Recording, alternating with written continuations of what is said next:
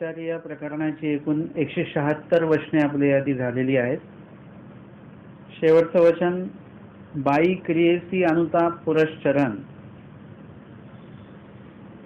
म्हणजे कुठल्याही प्रकारची क्रिया आपण करतो ती क्रिया उभयरूपा असते, म्हणजे त्याच्यामध्ये पाप आणि पुण्य अशा दोन्ही गोष्टींची निष्पत्ती होत असते। मग तुम्ही एखादी विधिरूप क्रिया करत असाल त्यामध्ये सुद्धा एक विभाग आहे ज्याच्यातनं कणव निष्पन्न होते आणि एक विभाग आहे ज्याच्यातनं दोष निष्पत्ती सुद्धा होत असते। विधी करताना अविधी होतो असं जे काही स्वामींनी सांगितलेलं आहे त्याचं कारण मुळात ते आहे की एखादं सेवादास्य जरी आपण करतो आहोत तरी त्याच्यामध्ये किडा मुंगी सपूर जंतू सूक्ष्म जंतू यांची हिंसा होत असते। आपण एखाद्यांना भोजन बनवतो आहेत मार्गासाठी आश्रमासाठी तरी पण अग्नी प्रज्वलित करावा लागतो वगैरे, अजून कशामध्ये पाण्यामध्ये वगैरे जे काही जीवजंतू असतात, भोजन वाढताना वगैरे जे काही जीवजंतूंची हिंसा होते, अशा अनेक प्रकारे चांगल्या क्रियेमध्ये सुद्धा वाईट गोष्टी घडत असतात किंवा अविधीजनक गोष्टी घडत असतात। याकडे पण स्वामींनी लक्ष वेधलेलं आहे। स्वामींनी एकच बाजू सांगितलेली नाहीये आणि म्हणून लक्षात घ्या की महानुभाव पंथामध्ये एखादे अधिकरण आपल्याकडे आले म्हणा की आपण त्यांच्याकडे गेलो म्हणा, तर त्या ठिकाणी आपण जी काही त्यांची सेवा करत असतो, जे काही त्यांना आपण भोजनादी वगैरे सर्व पूजन वगैरे सगळं करत असतो, हे सगळं आटोपल्यानंतर निघताना उत्तर काळी आपण काय करत असतो, 2 दंडवत घालून त्या ठिकाणी प्रसव मोडतो। पूर्ण मार्गाचा असेल बाबांचा असेल देवाकडे आपण प्रसव मोडतो की जेणेकरून आम्ही जो काही विधी या ठिकाणी केला तो करत असताना जो काही त्रास इथल्या लोकांना झाला असेल किंवा जीवजंतूंची हिंसा झाली असेल वगैरे, तर त्यासाठी तो प्रसव मोडला जातो। एकंदरीत विधिरूप क्रिया केल्यानंतर पण प्रसव मोडावा लागतो। अर्थातच एखादे कोणी अधिकरण असतील, महंत असतील, साधू असतील किंवा ते कोणी वासनिक असतील, समजा यांचं काही पाठ वगैरे यांची दुखते आणि त्या पाठीवर जर का आपल्याला पाय द्यायला त्यांनी सांगितला, म्हणजे कधी कधी दुखणं असं असतं की ते पाय देऊन ते हे केलं तरच ते बरं वाटतं। आणि जर का आता आपल्याला जर का त्यांच्या पाठीवर पाय द्यायचा म्हणजे काय आहे की पाय लावावा लागेल त्यांना, म्हणजे का क्रिया कुठली आहे, सेवादास्याची आहे, त्यांनी स्वतः सांगितलेलं आहे। परंतु क्रिया कुठल्या माध्यमातून करतोय आपण, पायाच्या माध्यमातून करतो आहोत। आता त्यांच्या पाठीवर पाय तर द्यायचा आहे, त्यांचा पाय दुखतोय समजा तर पायावर पाय तर त्यांच्या द्यायचा आहे, परंतु ते विधी झाल्यानंतर आपण परत 2 दंडवत त्यांना घालायचे का, कारण की आपण त्यांना तो पाय लावलेला आहे। वासनिकाला आपण पाय लावलेला असेल, लागलेला असेल तर आपण त्यांना दंडवत घालायचा आहे। म्हणजे बघा विधी केल्यानंतर सुद्धा परत 2 दंडवत प्रसवाचे घालावे लागतात, कारण की त्यामध्ये सुद्धा काय आहे, हिंसा आहे किंवा त्याच्यामध्ये पण अविधी निष्पत्ती आपल्या काही कारणामुळे होत असते। आणि म्हणून स्वामींनी सांगितलेले की बाई क्रियेची अनुताप पुरश्चरण, म्हणजे कुठलीही क्रिया केल्यानंतर त्याच्यामध्ये तुम्हाला अनुताप पश्चाताप वगैरे हा पाहिजे, आनंद पण पाहिजे आणि सोबत अविधी घडला असेल त्याच्याविषयी दुःखही पाहिजे। आता हे आपण एका चांगल्या क्रियेविषयी बघितलं। स्वामींनी हे वचन पूर्णपणे वाईट क्रियांसाठी उच्चारलेलं आहे। क्रियेसी म्हणजे जर का वाईट क्रिया तुम्ही कुठली केलेली आहे, दोषजनक क्रिया केलेली आहे, ईश्वराला खंती येईल अशी काही क्रिया तुम्ही केलेली आहे, अनेकांना समजा दुखवलेलं आहे, काही अपशब्द बोलल्या गेलेले आहेत, मानसिक किंवा त्याबद्दल आपण काही वाईट चिंतन केलेलं आहे, कोणाचं वाईट बोललेलो आहो तर वाईट केलेलं असेल आपण कोणाचं, तर ह्या ज्या काही वाईट क्रिया आहेत या सर्वांसाठी अनुताप म्हणजे दुःख करणं हे महत्त्वाचा हा उपाय आहे की ती जी काही दोषांची चाल आहे ती खंडित करण्यासाठी तुमच्या मनामध्ये त्या दोषांविषयी दुःख ठेवून ती क्रिया, तो दोष परत तुम्ही तुमच्या आचरणामध्ये, तुमच्या कर्तृत्वामध्ये तो दोष आला नाही पाहिजे. बाई क्रियेची अनुता पुरश्चरण म्हणजे हेच त्याचं प्रायश्चित आहे, दुःख मनामध्ये असणं. कधी कधी असं असतं की एखादी क्रिया तुम्ही करू शकत असता, परंतु तुम्ही ती करत नाही किंवा त्याला नकार तुम्ही देता. परंतु जेव्हा केव्हा नंतर आपल्या लक्षात येतं की आपण हे करू शकलो असतो, मग आपल्या आयुष्यभर आपल्या मनामध्ये त्याचं दुःख असतं की त्यावेळेस बाबांनी सांगितलं होतं किंवा त्यावेळेस ती क्रिया, तो विधी मला उपस्थित होता, परंतु तो मी करू शकलो नाही, म्हणून ते दुःख त्यांच्या मनामध्ये असतं एखाद्या व्यक्तीच्या. हे काय आहे? एक प्रकारचं ते प्रायश्चित आहे. आपण जे प्रसव मोडतो, प्रसवाचे 5 दंडवत असतात, त्याचे काही दोष बोलल्या जातात, मग ते दोष समोरच्याने ते रिपीट करायचे असतात, परंतु नुसतं शब्दशः ते बोलायचे नसतात. कुणीतरी वाचतंय आणि त्यांच्या मागे आपण फक्त ते बोलायचं असं नाहीये, तर ते दुःखपूर्वक बोलायचं असतं. तिथून फक्त शब्दच येतात.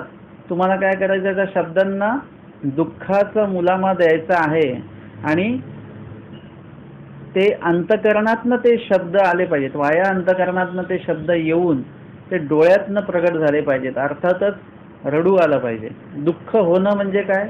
रडू येणं. आणि जर का तसं ते दुःख नसेल तर मग ते प्रायश्चित नाही आहे. जेव्हा तुम्हाला एखाद्या गोष्टीचं वाईट वाटतं, आपल्या कर्तृत्वाचं तुम्हाला वाईट वाटतं, दुःख वाटतं, त्यावेळी कुठे ना कुठे डोळ्यामध्ये थोडं का होईना अश्रूच आहे. मी असं नाही म्हणत की एखादा रडला म्हणजे त्याचं प्रायश्चित सफल झालं, असं नाही आहे. परंतु ही स्वाभाविक क्रिया आहे आणि त्याच्यामुळे दुःख असेल तर पुरश्चरण म्हणजे प्रायश्चित आहे, हेच प्रायश्चित आहे त्याचं, असं स्वामींनी सांगितलेलं आहे. तर ज्याने कोणी प्रायश्चित केलेलं आहे किंवा ज्यांना कोणाला त्या दुःखाविषयी, त्या दोषाविषयी दुःख आहे आपल्या मनामध्ये, अशा पुरुषाने आपलं वर्तन पुढे कसं करावं, म्हणजे त्यांनी कसं राहावं. बहुतांश असं असतं की प्रायश्चित केल्यानंतर आपण आजच्या दिवस एकदम प्रायश्चित वगैरे दुःखपूर्वक सगळं करतो आणि उद्या परत आपण आहे तसेच आहेत, आपल्यामध्ये काही बदल दिसत नाही.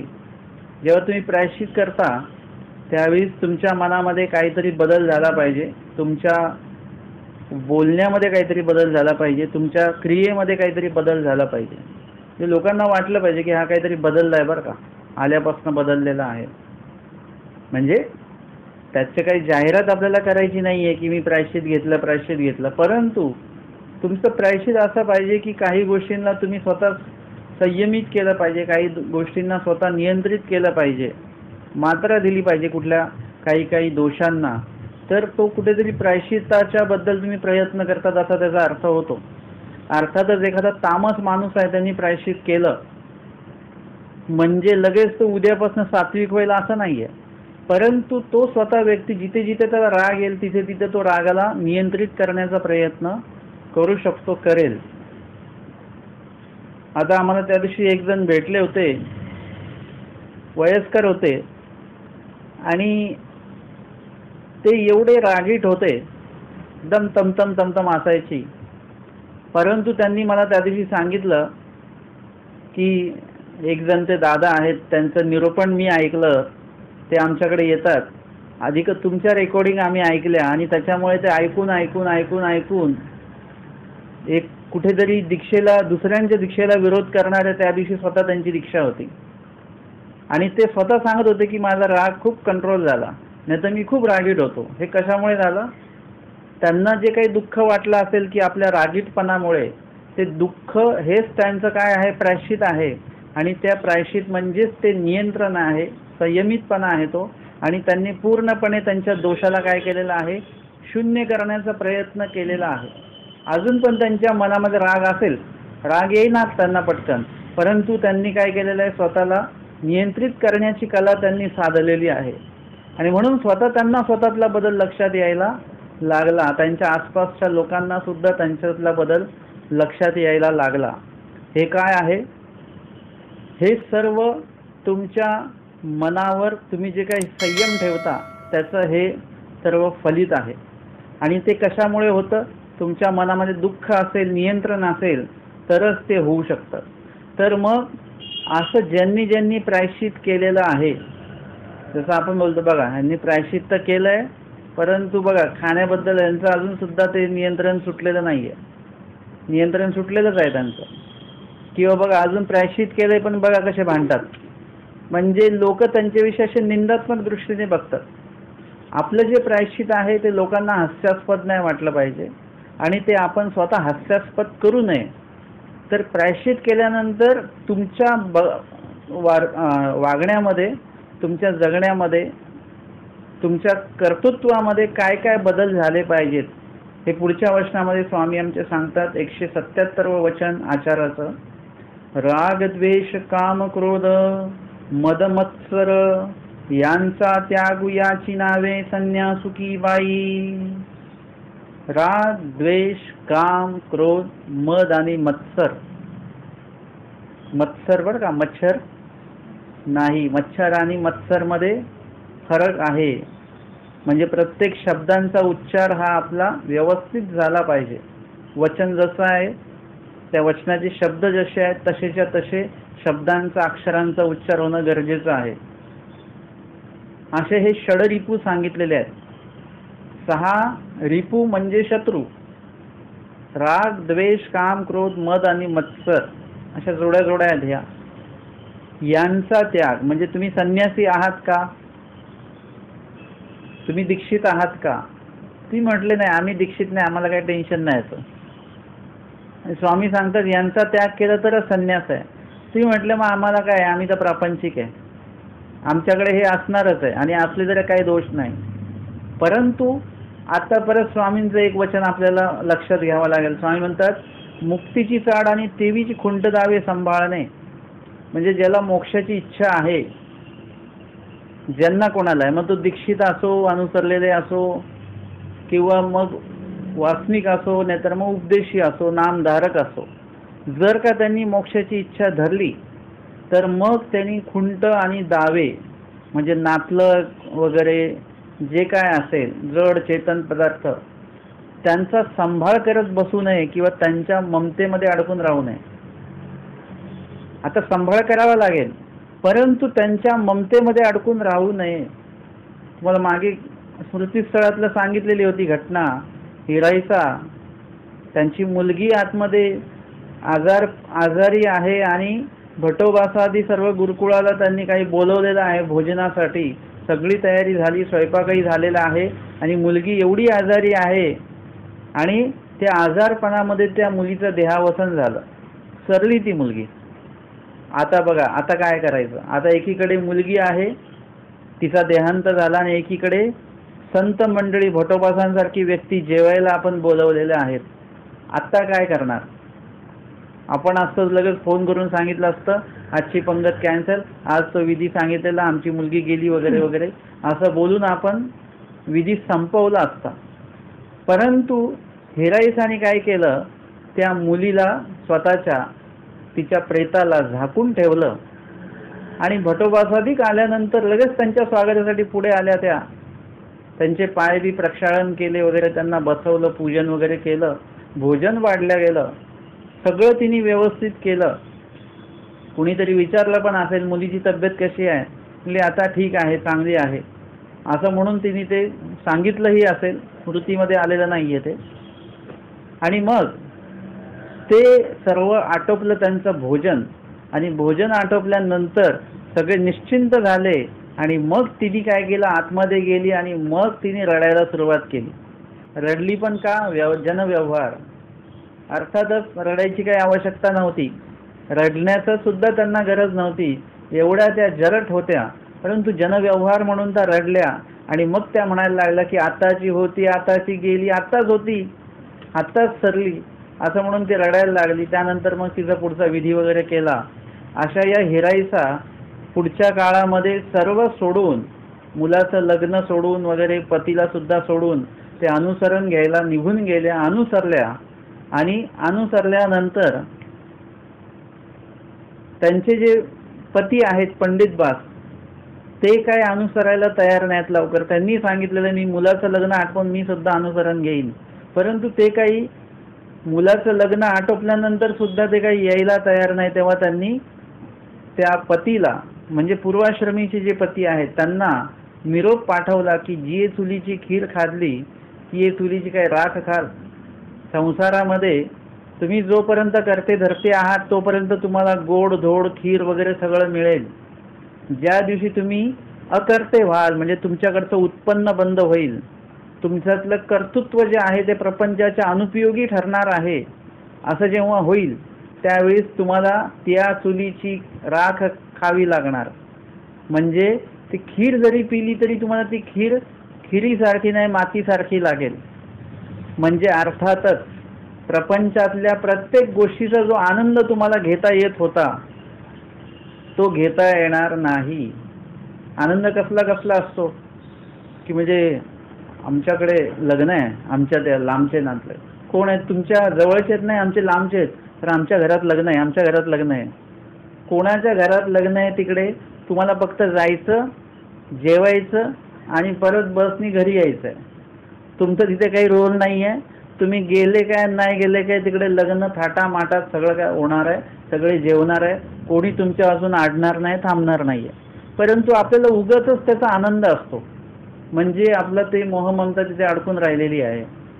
कुठल्याही गोष्टीचा आनंद असतो की मला भाजी आणायला जायचं आहे, कुठली भाजी, काय कार्यक्रम आहे, नाही नाही रोजची भाजी आमची, त्याचाच आनंद असतो.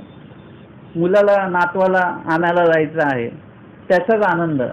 म्हणजे काय काय छोट्या छोट्या गोष्टीचा आनंद प्रपंचामध्ये घेत असतो.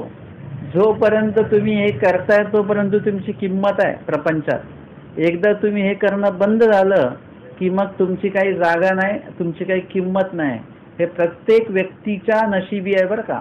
तुम्ही असं समजू नका की बाबा आमचे मुलं चांगले आहेत वगैरे सगळं चांगलं आहे.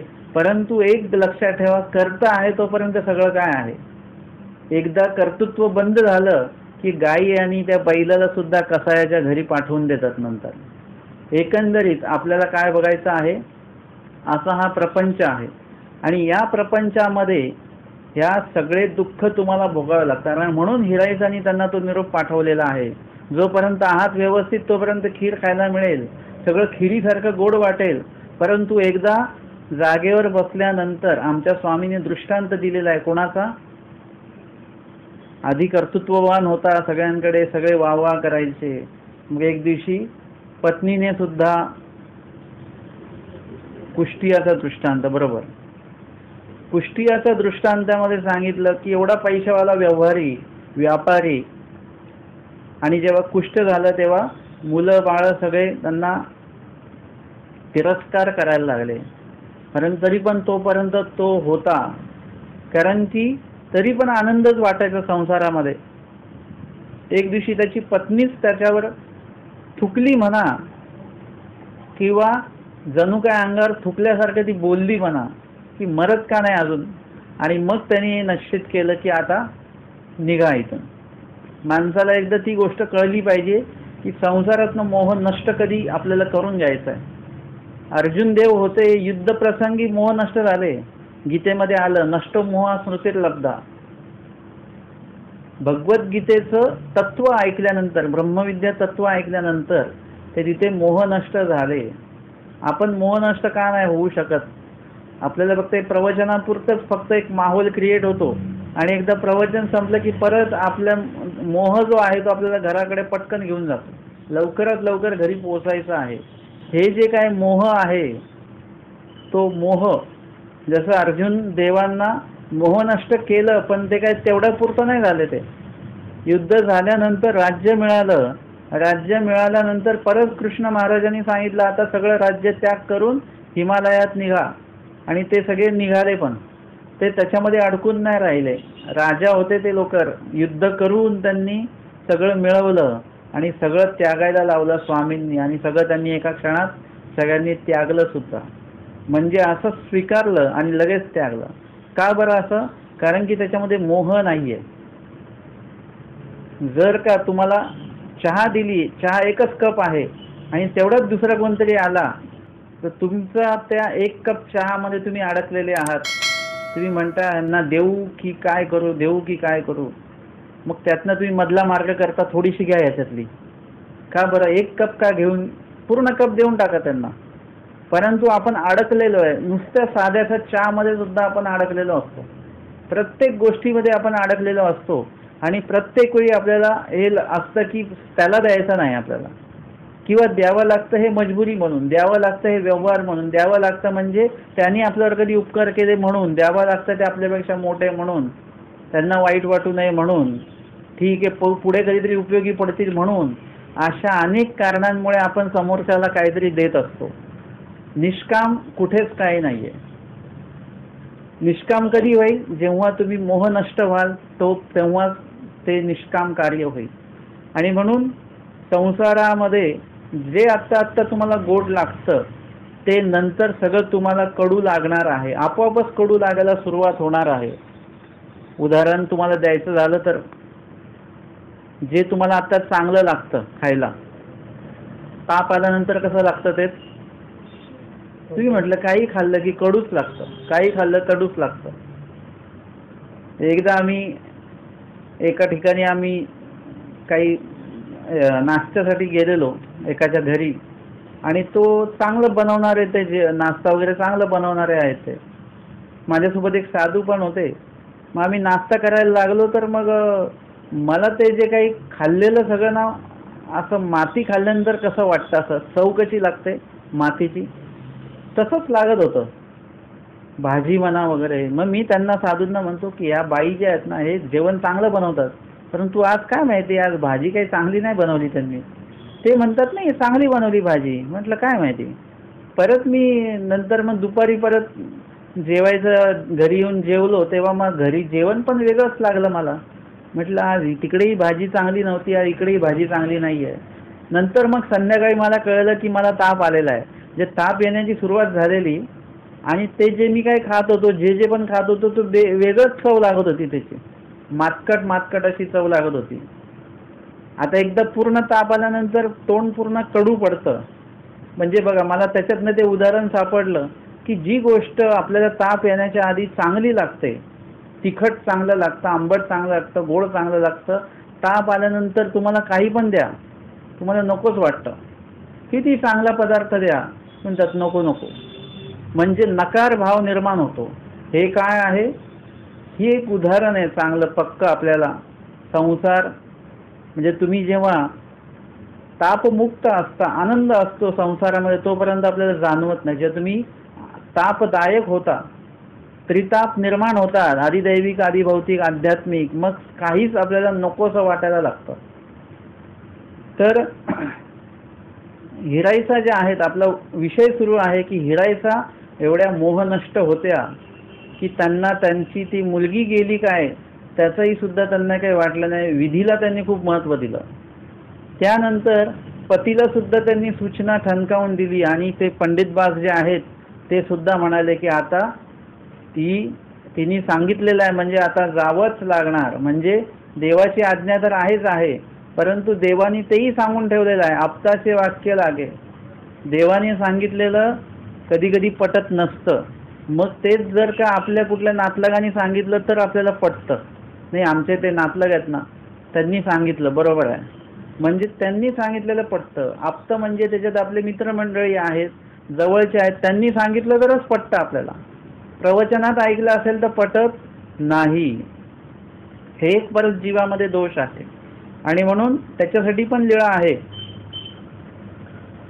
लखुबाईचा जेव्हा भांडण करून निघालेले आहेत बाईसांवरून, स्वामी त्यांना म्हणतात बाई थांबा. ते काही थांबायला तयार नाहीत. आणि मग बसायला पट्टी टाका बसा. आणि ते थांबायला तयार नाहीत. आणि मग स्वामींनी बघितलं, आणि भट्टोबासांना स्वामी म्हणतात की असं करा, तुम्ही त्यांना थांबायला सांगा. ते म्हणाले की ते आमच्याच्याने, तुमच्याच्याने, देवाच्याने ते थांबत नाही, ते माझ्याच्याने कसे थांबतील. स्वामी तुम्ही म्हणा तर. आणि मग भट्टोबास त्यांना सांगायला गेले, आणि त्यांना सांगितलं, आणि ते लगेच थांबले. थोडंसं त्यांचा संवाद झाला, आणि ते म्हटले की ठीक आहे, तुम्ही म्हणता तर मी थांबते. ते म्हणाले बघा, देव म्हणत होते थांबा तरी थांबले नाही, मी म्हटलो थांबा तर थांबले. असं कसं काय?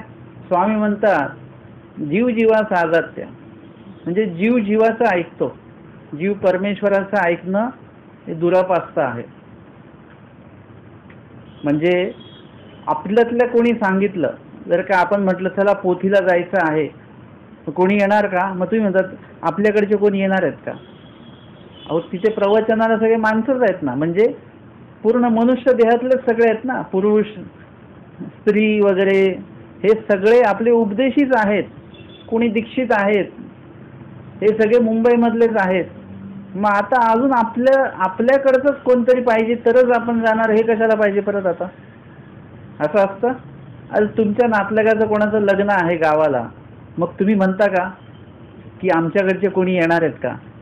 नाही. तिकडे तर आपण आपलं एकट्याचं किंवा घरातलं 2-3 लोकांना रिझर्वेशन करून जातो त्या लग्नाला. पण प्रवचन असेल तर प्रवचनाला आपण एकटा जात नाही. तेव्हा आपण बोलतो की नाही नाही आपल्याकडचं कोणतरी पाहिजे, आपल्याकडचे कोणीच नाहीये, असं म्हणून आपण येत नाही. तर तो जो काही विधी आहे तो त्या पद्धतीने झाला पाहिजे. आणि म्हणून हे सर्व कधी शक्य असतं? जेव्हा तुम्ही संसारातनं मोहनष्ट असता आणि ईश्वरीच्या कार्याविषयी तुम्हाला एक आसक्ती असते, आसक्ती निर्माण होते, त्यावेळीच तुम्ही कुठल्याही प्रकारे साथ सोबत न पाहता स्वतः त्या क्रियेला तुम्ही स्वतः उभे राहता.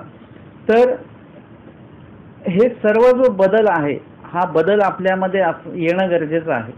आणि हे कधी येणार आहे? जेव्हा तुम्ही प्रायश्चित कराल, जेव्हा तुमच्या मनामध्ये त्या दोषांविषयी दुःख असेल, आणि मग प्रायश्चित केल्यानंतर मग तुमच्या वर्तनामध्ये जो बदल होणार आहे तो खरोखरच उल्लेखनीय आहे. आपला विषय सुरू आहे की राग द्वेष काम क्रोध मद मत्सर हे फक्त संन्यास घेणाऱ्यांसाठी आहे किंवा संन्यास घेतलेल्यांसाठी आहे, तर तसं नव्हे. आमचे स्वामी सांगतात मुक्तीची चाड, ज्याला ज्याला मोक्ष पाहिजे आहे अशा सगळ्यांसाठी हा आचार आहे. कुठलाही असा आचार असा नाहीये की तो संन्यासांसाठीच आहे. संन्यासी बनण्यासाठी पण तो आचार आहे की नाही? संन्यासी बनण्यासाठी जो विचार करता तुम्ही, तो विचार करण्यासाठी पण काहीतरी आचार असतो. म्हणजे मानसिकता तयार करण्यासाठी पण एक आचार असतो, मानसिकता तयार झाल्यानंतरचा एक आचार असतो. असं जो आचार आहे, जो विचार आहे, तो आपल्याला आत्तापासूनच तो बांधून घेतला पाहिजे. आपण त्याच्यामध्ये बांधून घेतलं पाहिजे स्वतःला. आणि म्हणून राग द्वेष काम क्रोध मद मत्सर हे फक्त संन्यासानीच त्यागावं किंवा संन्यास घेणाऱ्यांनीच त्यागावं असं नाही, तर ज्यांना ज्यांना मोक्ष पाहिजे. बघा, मोक्ष पाहिजे म्हणजे त्या दिवशी आम्ही एका प्रवचनामध्ये घेतलं, तुम्हाला कोणाला असं वाटतं का की पुढचा जन्म आपला मुंगीमध्ये असावा? इथे गोड खाता येत नाही तर मुंगीच्या देहामध्ये गोड खाणंच आहे की नाही? तुम्ही ऐकलं कधी मुंगीला डायबिटीज झालेला? ऐकलं? म्हणजे मुंगी होणं चांगलं आहे की नाही? चालेल का तुम्हाला मुंगी होणं? चालेल का? हो की नाही? पटकन हो मोठ्याने बोला, नाही तर देव लगेच लिहून टाकतील की हो बोलतायत म्हणून. मग काय, तुम्हाला कुठला प्राणी व्हायला आवडेल? वाघ सगळ्यामध्ये किंवा सिंह? नाही. पक्षी कुठला व्हायला आवडेल तुम्हाला? नाही. नक्की आहे का? ठाम आहे का? मग तुम्हाला पक्षी व्हायचं नाही, प्राणी व्हायचं नाही, पशु व्हायचं नाही. बरं, गुलाबाचे झाड वगैरे काय व्हायचं आहे का तुम्हाला? नाही. म्हणजे तुम्हाला कशातच जायचं नाही. किडा मुंगी पशु पक्षी सावर गवत झाड कशातच जायचं नाहीये, हे नक्की आहे की नाही? म्हणजे आपल्याला काय पाहिजे मग? मनुष्य देहातच जायचं. फक्त मनुष्य देहातच जायचं ना, पुढे पण? हा, म्हणजे तुम्हाला कुठे जायचं आहे? मोक्षाकडे जायचं आहे. तर मोक्षाकडे जायचं असेल म्हणजे ती इच्छा तुमच्याकडे असणं गरजेचं आहे, मोक्षाची इच्छा. आणि मग मोक्षाची इच्छा असेल तर मग पुढचे कार्य तुम्हाला स्वतःमध्ये असणं गरजेचं आहे. नाहीतर हे जे काही तुम्ही आता मला सांगितलं की आम्हाला पशुपक्ष्यांमध्ये जायचं नाहीये, मनुष्यत्वामध्ये पण आम्हाला जायचं नाही, आम्हाला मोक्षत्वाकडे जायचं आहे, असं जे काही तुम्ही आता म्हणाले, हे परिपक्वपणा ह्याच्यामध्ये कधी असेल, ह्याच्यामध्ये सच्चेपणा कधी असेल, जेव्हा तुम्ही असं वागाल. कसं वागाल? राग, राग म्हणजे आवडी. राग म्हणजे तो राग नाही बरं का, जे तुम्ही राग येणं वगैरे मग भांडण वगैरे हा काय प्रकार नाही. राग म्हणजे अनुराग, म्हणजे राग म्हणजे आवडी. द्वेष, द्वेष म्हणजे अनावडी. आता हे सगळं कशाविषयी आहे? राग म्हणजे आवडी कशाविषयी आहे? प्रपंचाविषयी ती राग आहे, आवडी आहे. अनावडी म्हणजे देवाधिकांविषयी, म्हणजे परमेश्वर कार्य कर्तृत्वाविषयी, ज्ञानाविषयी ती अनावडी. किंवा द्वेष म्हणजे इतरांविषयी जो द्वेष असणे, व्यर्थ कशाच्या विषयी तरी आवडी असणे आणि व्यर्थ कशाच्या विषयी तरी अनावडी असणे. काम, काम म्हणजे अभिलाष. अभिलाष म्हणजे मनामधनं तो एक हे असतं, हे पाहिजे मला. क्रोध, क्रोध म्हणजे क्रुद्ध भाव, मनामध्ये असा क्रोधित भाव असणे. मद म्हणजे उर्मी, उर्मी म्हणजे एक जो अहंकार, गर्व, ताठा हे असतो तो. आणि मत्सर म्हणजे हेवा. हेवा म्हणजे एखाद्याकडे एखादी गोष्ट बघितली तर त्याविषयी शुभचिंतन हा प्रकार आपला नंतर असतो किंवा नसतोही, परंतु हे माझ्याकडे पाहिजे, हे मला पाहिजे असं म्हणून आपण काय करत असतो की त्याच्याविषयी आपण हेवा करत असतो. म्हणजे त्याच्याकडे ती वस्तू आहे हे आपल्याला सहन होत नाही. हे जे काही प्रकार आपण या ठिकाणी बघितले, राग म्हणजे आवडी, द्वेष म्हणजे अनावडी, काम म्हणजे अभिलाष, क्रोध म्हणजे क्रुद्ध भाव, मद म्हणजे उर्मी आणि मत्सर म्हणजे हेवा, हे जे काही षडरिपू सांगितलेले आहेत, 6 प्रकारचे हे दोष आहेत, हे कुठल्याही व्यक्तीकडे असता कामा नये. फक्त संन्यास दीक्षा अनुसरलेल्या व्यक्तीचा विषय नाही चालू, हा कुठल्याच जीवाकडे, मनुष्य देहाकडे असता कामा नये. म्हणजे प्रत्येक व्यक्तीने, प्रत्येक मनुष्याने सात्विक असावं ही परमेश्वराला अपेक्षित आहे. कारण की सत्वस्थिता धर्मी अधिकार, जो सत्व असतो, जो सात्विक असतो, तोच ईश्वराच्या प्रत्येक क्रियेला अधिकारी आहे. जर का त्या व्यक्तीकडे सात्विकता नाही आहे तर मग तो त्या धर्माला, ईश्वराच्या धर्माला अधिकारी नाहीच ठरू शकत. म्हणजे एखादी गोष्ट आहे, आता तुम्ही थोडक्यात तुम्हाला नित्यातलं तुमचं उदाहरण मी देतो.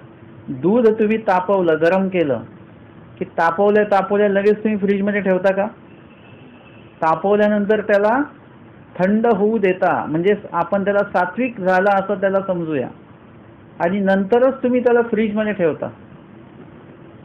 म्हणजे बघा, जोपर्यंत ते थंड होत नाही तोपर्यंत तो फ्रीजमध्ये ठेवण्या योग्य नाही. त्याच्यामुळे त्याचं स्वतःचं नुकसान होऊ शकतं किंवा त्या फ्रीजचं सुद्धा नुकसान होऊ शकतं. तसं एखादा तामस किंवा राजस व्यक्ती जोपर्यंत तो आहे तोपर्यंत तो धर्म आचरण्याला तो योग्य नाही. अशा याच्यामध्ये जर का ती धर्म आचरण करायला लागला तर त्याचं स्वतःचं नुकसान होईल, कारण की त्याच्यातनं तो काय घेतोय त्यालाच कळणार नाहीये. आणि अधिक त्याच्या त्या तमतम आणि राजस स्वभावामुळे तो काय करेल, इतर जे सात्विक लोक आहेत त्यांना सुद्धा तो काय करेल, अस्वस्थ करू शकतो. एखादा भांडणारा माणूस आला, आपण प्रवचन ऐकतो आहोत, सगळे पोथी ऐकतो आहोत, आणि त्यांनी येऊन जर का तमतम केली तर काय होईल, इथलं जो सात्विक जे वातावरण आहे ते बिघडेल. म्हणजे म्हणून अशी व्यक्ती कुठल्याही धार्मिक कार्यासाठी उपयुक्त ठरत नाही. आणि म्हणून आपण जर का राजस असू किंवा आपण जर का तामस असू तर आपल्याला तेवढा वेळ, तेवढा काळ आपल्याला स्वतःला सात्विक करता आलं पाहिजे, करवून घेता आलं पाहिजे स्वतःला. त्यावेळेसच आपण त्या क्रियेला अधिकारी ठरणार आहोत. आणि म्हणून इथे सांगितलेलं आहे की राग, देश, काम, क्रोध, मद आणि मत्सर असं जे काही षडरिपू सांगितलेले आहेत या ठिकाणी, त्यांचा त्याग तुम्हाला घडला पाहिजे, केला पाहिजे. आपल्याला तो जो काही दोष आहे, ते प्रत्येक 6 दोष आहेत, असे अनंत दोष आहेत. त्या प्रत्येक दोष जे आहेत ते सगळे दोष तुम्हाला दोष वाटले पाहिजेत.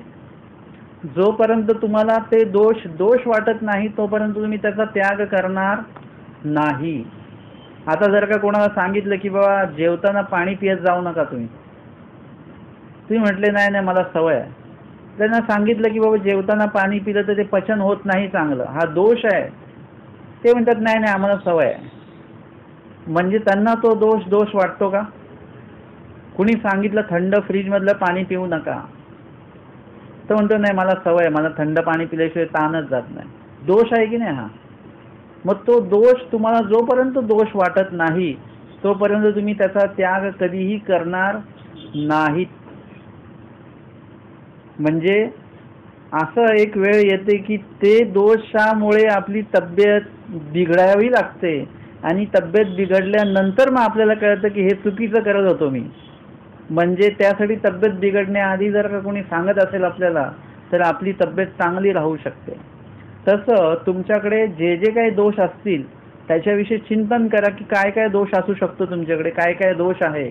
एखादा विधी उपस्थित झाल्यानंतर सगळ्यात पहिले जर का तुमच्या मुखातनं नकार निघत असेल तर मग काही उपयोगाचं नाही. ते कुठलाही विधी उपस्थित झाला, कुठलंही काही कार्य दैवराटीचं उपस्थित झालं तर तुम्ही नाही बोलायचं नाही. तुम्ही प्रयत्नामध्ये असायचं की हो बघू, आम्ही येण्याचा प्रयत्न करू, ऐकण्याचा प्रयत्न करू, विधी करण्याचा, सेवादास करण्याचा प्रयत्न करू. जर का जी व्यक्ती आधी सुरुवातीला नाही बोलली की त्या व्यक्तीचा विषय संपला म्हणून समजा. संपला म्हणजे पुन्हा कधी योग येईल, काय येईल, आपण काय म्हणू की नको ते येणार नाहीत, ते नेहमी नाही म्हणतात तर त्यांना विचारायलाच नको. मग आपण म्हणतो आम्हाला विचारलं असतं तर आम्ही आलो असतो.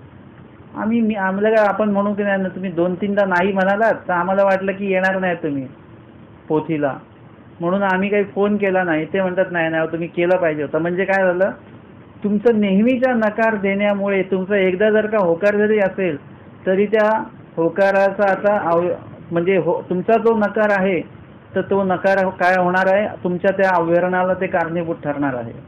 आणि म्हणून आपल्याला काय केलं पाहिजे, आपल्यातले दोष आपल्याला शोधता आले पाहिजेत. ते सांगितलेलं आहे.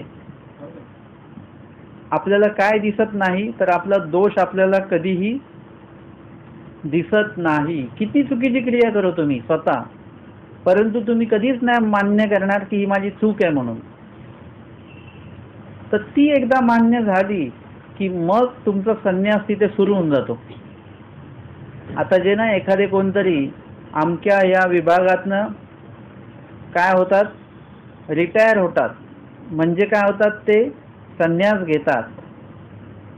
काही लोक स्वतः नोकरी सोडतात की आता ही नोकरी मला इथे सोडायची आहे. म्हणजे नोकरीतनं त्यांनी काय केलं, संन्यास घेतला. एखादा खेळाडू असतो तो त्या खेळातनं काय करतो, संन्यास घेतो, म्हणजे सोडून देतो, ते खेळ बंद करून टाकतो तो. म्हणजे हा संन्यास म्हणजे काय की परत आता ते आपल्याला ती क्रिया करायची नाही, तो खेळ आपल्याला खेळायचा नाही, ती नोकरी आपल्याला परत करायची नाही. तसं तुम्हाला अनाठाई जो राग तुमचा आहे, म्हणजे आवडी जी तुमची आहे, जीव देवता प्रपंचाच्या ठिकाणी ती आवडी तुम्हाला काढून घ्यायची आहे. नष्टो मोह म्हणजे तुमच्यातला मोह काढून घ्यायचा. अनावडी म्हणजे ज्यामुळे तुम्ही मोक्षाकडे तुमची वाटचाल होणार आहे त्या प्रत्येक गोष्टीच्या ठिकाणी तुमची जी अनावडी आहे, वचन पाठांतर नाही जमणार आम्हाला. स्मरणाला बैठकच होत नाही आमची, झोपच येते लगेच. वाचन करा, पुस्तक वाचलं की माझं डोकं दुखतं. प्रवचनाला आलं की मला झोपच येते हो खूप, त्याच्यामुळे मी येत नाही. मग पदयात्रेला चला, नाही माझे पाय खूप दुखतात. दंडवत घालताच जमत नाही, एकदम गुडघे एकदम येऊन जातात. एक दंडवत घातला तरी डॉक्टरांनी नाही सांगितलं दंडवत घालायला मला.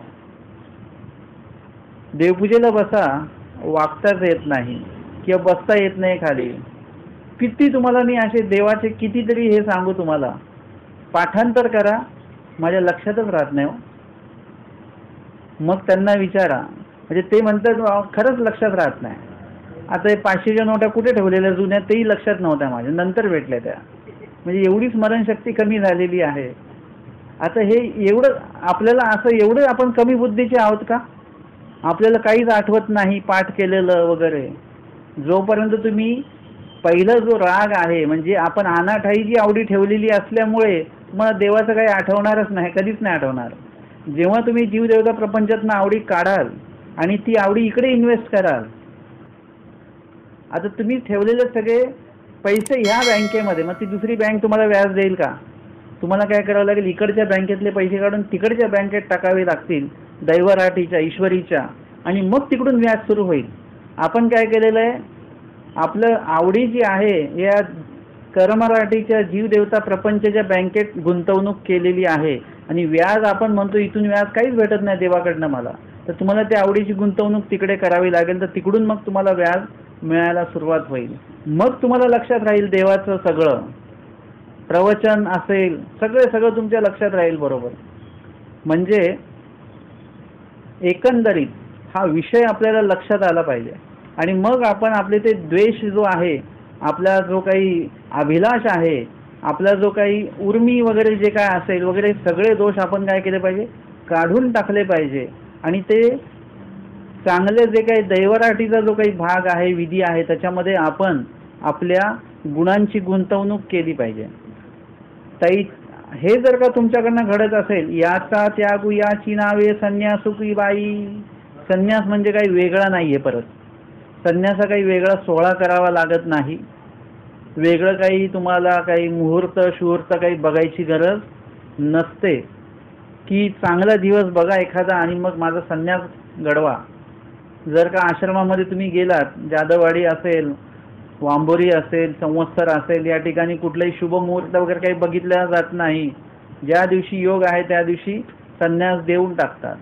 वांबोरीला सगळ्या दीक्षा शुक्रवारीच होतात, कारण शुक्रवारी सुट्टी असते. त्या दिवशी सभा वगैरे घेऊन त्या ठिकाणी संन्यासाचं महत्त्व वगैरे सांगणं, म्हणजे व्याख्यानाला थोडासा वाव असतो. मग त्या दिवशी व्यवस्थितपणे तो विधी करता येतो. संवत्सरला दीक्षा घ्यायला तर सकाळी 5 वाजता दीक्षा होऊन जाते, कुठलाही दिवस असो सकाळी 5ला दीक्षा होते. म्हणजे कुठल्याही प्रकारचा मुहूर्त वगैरे बघण्याची आवश्यकता नाही. अर्थातच एखादा दोष त्यागायचा असेल त्यासाठी मुहूर्त कशाला बघायचा. मला चांगलं वागायचं आहे, कधीपासनं, श्रावण महिन्यापासनं, कारण की त्या महिन्यामध्ये चांगलं असतं सगळं धार्मिक वातावरण. मग तोपर्यंत तुम्ही श्रावण महिन्यापर्यंत तुम्ही दोष आचरत राहणार का? ज्या दिवशी तुम्हाला दोष कळला तो त्या दिवशीच त्यागला जातो लगेच. तुम्हाला ज्या दिवशी कळतं, जेव्हा कळतं की आपण जे ताट घेतलंय ते धूळ त्याच्यामध्ये आहे, तर तुम्ही काय करता, तुम्ही म्हणता जेवल्यानंतर मग धूळ यायला, असं असतं. ज्यावेळेस कळतं तुम्ही घेतलेली ती ग्लास खराब आहे, वाटी खराब आहे, ताट खराब आहे, त्या क्षणी आपण त्याचा त्याग करून देतो, किंवा तो दोष जो आहे धूळ व नामे तो आपण स्वच्छ करून टाकतो. याचा त्याग, दोष कळला की लगेच त्याचा त्याग लगेच घडला पाहिजे, लगेच केला पाहिजे, करता आला पाहिजे. मानसिक, वाचिक, शारीरिक सगळी तयारी तुम्हाला क्षणात करता आली पाहिजे. हा माझा दोष आहे असं समजल्यानंतर राग, देश, काम, क्रोध, मद आणि मत्सर यांचा त्याग, याची नावे संन्यासकी बाई. याला संन्यास बोलतात. संन्यास म्हणजे कुठले तरी गुलाबी, कुठले तरी काळे, कुठले तरी राखाडी, सफेद असे वेगळं काहीतरी वेश घेणं म्हणजे मी संन्यासी झालेलो आहो असा त्याचा अर्थ नाहीये. कारण की परमेश्वर काय करतात, तुमच्या बाह्य क्रियेला संन्यास नाव देत नाहीत, तुमच्या अंतरक्रियेला संन्यास हे नाव देवाने दिलेलं आहे. तुम्ही आत्मज्ञ किती बदलता, जोपर्यंत तुम्ही आत्मज्ञ बदलत नाही तोपर्यंत बाह्य मेकअपला कुठल्याही प्रकारचा काही अर्थ नाही राहत. म्हणजे कुणीतरी एका चांगल्या मोठ्या नटाने गांधीजीची भूमिका केलेली होती एका कुठल्या तरी नाटकामध्ये, त्याची स्वतःची मुलाखत आलेली. खूप मोठे नट आहेत ते जुने. तर त्यांनी लिहिलेलं होतं की ते मूळचे कोकणातले असल्यामुळे ते खाणारे होते.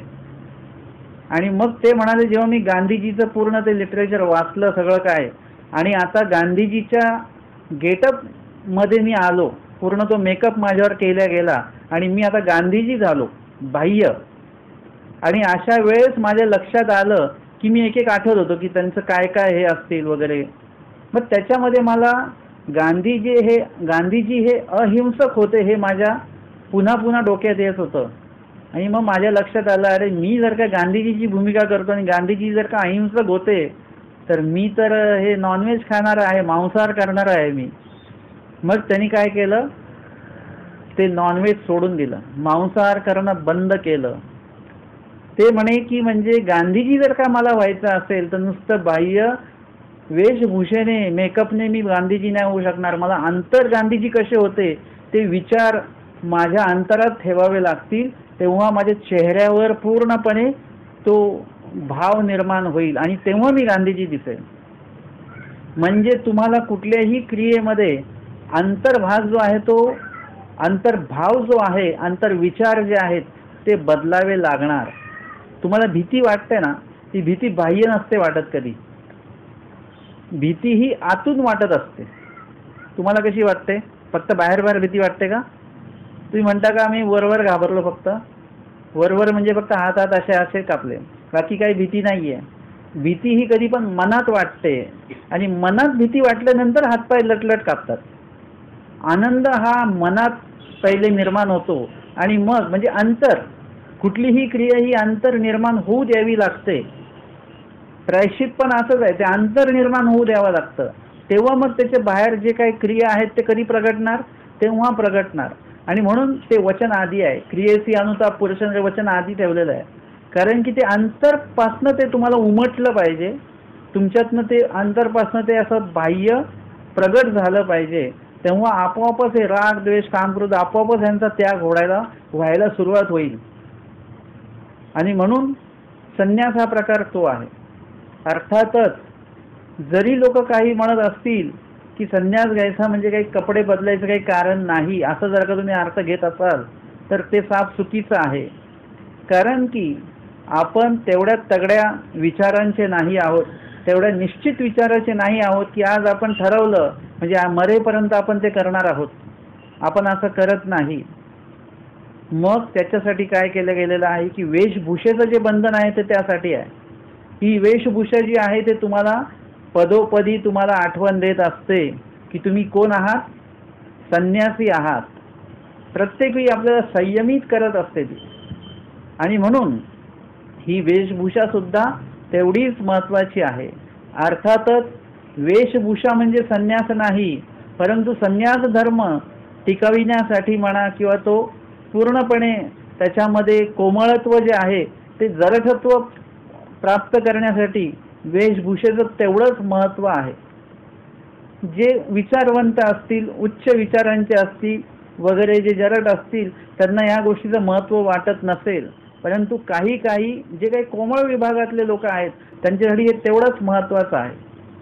जसं लहान मुलगा किंवा एखादा नवीन आहे कोणी बालक, तो सायकल शिकत असतो, त्यावेळेस कसं असतं, त्याला ते मागे दोन चाकं एक्स्ट्रा असतात लावलेले, जेणेकरून ती सायकल पडत नाही.